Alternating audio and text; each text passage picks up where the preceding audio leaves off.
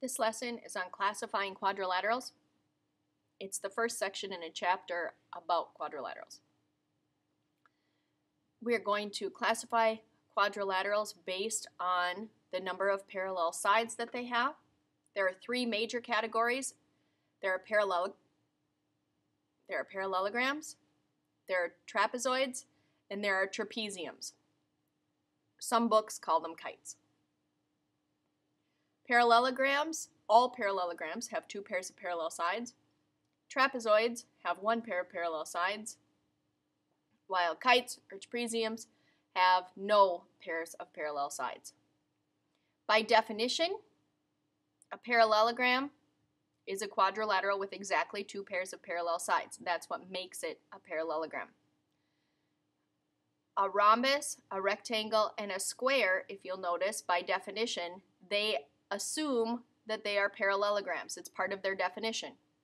So everything that holds true for a parallelogram also holds true for a rhombus, a square, and a rectangle. So a rhombus is a parallelogram that has to have four congruent sides. So by definition, it already has two pairs of parallel sides, and adding to that, it has to have four congruent sides. A rectangle has two pairs of parallel sides, which makes it a parallelogram, and it also has four right angles. A square has two pairs of parallel sides, being that it's a parallelogram, but it combines rectangles and rhombuses, and it has four congruent sides and four right angles. We're going to talk about trapezoids. Trapezoids have one pair of parallel sides. There is a special kind of trapezoid called an isosceles trapezoid. And that is a trapezoid in which the non-parallel sides are congruent.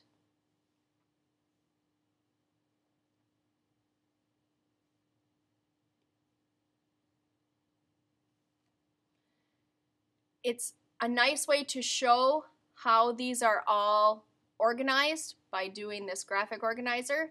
Quadrilaterals in general is our main topic. Then they are split into three subcategories.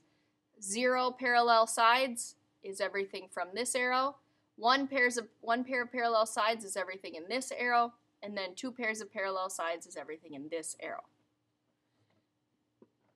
The definitions for all of these are on the other page, except for we will specifically talk about trapezoids and isosceles trapezoids in another section, and we will specifically talk about kites in another section. We're going to focus on parallelograms, rectangles, rhombuses, and squares from here on out.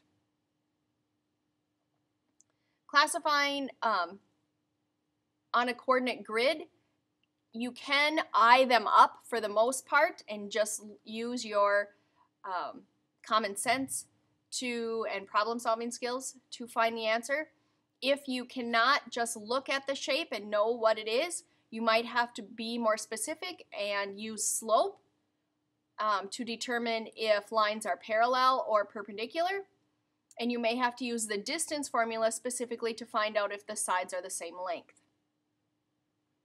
For example, if I give you these 4 points and ask you to determine what kind of quadrilateral it is from this graphic organizer up here, you want to look specifically at what kinds of things it is. Okay, so first of all, you're going to have to know, does it have zero parallel sides, one pair, or two pairs of parallel sides? The slope between these 2 points would be rise 1, run 2, so the slope would be 1 over 2. The slope here would also be 1 over 2, so you have one pair of parallel sides. The slope between these two would be down 1 and over 2, so the slope would be negative 1 over 2, as would the slope here be negative 1 over 2. So these pair of sides are also parallel. That means it's going to be one of these 4 categories. Since the slope of this line is 1 over 2 and the slope of this line is negative 1 over 2, we can say that they are not perpendicular because their slopes are not opposite reciprocals of one another. Since they are not perpendicular, that means that it's not a rectangle and it's not a square. So the question is it a rhombus or is it just a parallelogram? In order to figure out that, the difference is whether or not all four sides are the same length. That's what differentiates a rhombus from a parallelogram. So in this case, you may have to use the distance formula if you can't just look. The difference between your x's and the difference between your y's is what you use to find the distance formula. You don't actually have to go through the entire distance formula. All you have to do is figure out if the numbers between the difference of your x's and the difference of your y's is the same between your sides, because then you would put the same numbers in, so therefore you would get the same value. You don't actually have to know the length of the side, you just have to know that the lengths are the same. So the difference between my x values from this point to this point is 2, 1, 2. And the difference between my y's is 1. So I would put 2 in here and 1 in here. If I go over to my next line, the difference between my x's is 1, 2. The difference between my y's is 1. So again, I would put 2 and 1, which means that this length has to be the same as this length. If I continue going on, the length here would be the difference between my x's is 2, the difference between my y's is 1. Same. And back here, difference between my x's is 2, difference between my y's is 1. Therefore, I would put 2 and 1 in for all four of the distance formulas, and therefore all four sides have to be the same length. Therefore, the answer is that it is a rhombus.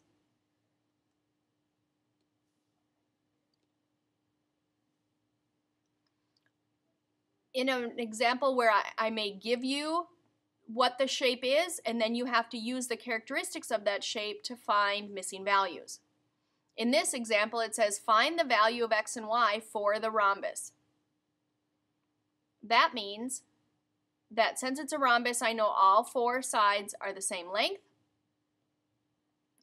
Now, it's not going to do me any good to set up that 5x would be equal to 3y. Since it's two different variables, that's not going to help me. So one way that might help me is, since all four sides are the same, I know all four sides have to be 15 units long. Okay, so if this side has to be 15 units long, that means that 3y has to equal 15, which when I divide by 3 tells me y is 5. Same thing on this side. If 5x has to equal 15, then I divide by 5 and x has to be 3. That tells me that y has to be 5 and x has to be 3 in order for that shape to be a rhombus. In the second example, it says to find the value of x, and they tell you that it's an isosceles trapezoid. An isosceles trapezoid, by definition, says that the non-parallel sides, that would be this one and this one, have to be congruent to each other. They have to be the same length. So I should be able to set up that 2x plus 2, this side, is equal to 4 on this side. From here, it's an algebra problem. I minus my 2 from both sides, so I get 2x, and when I minus 2 over here, I'm left with 2. And then I would divide both sides by 2, so x would be 1.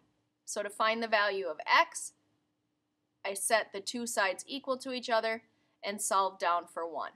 If I then wanted to know what the lengths of the other two sides are, I would simply have to take the fact that x equals 1, and I would have to plug it back in and take 4 times 1, which is 4, plus 3, and the length of this side would be 7. The length of this side, 2 times 1, would be 2. I already know that the length of this side is 4, which means the length of that side would have to be 4 as well. That concludes this lesson on quadrilaterals. The assignments are as follows.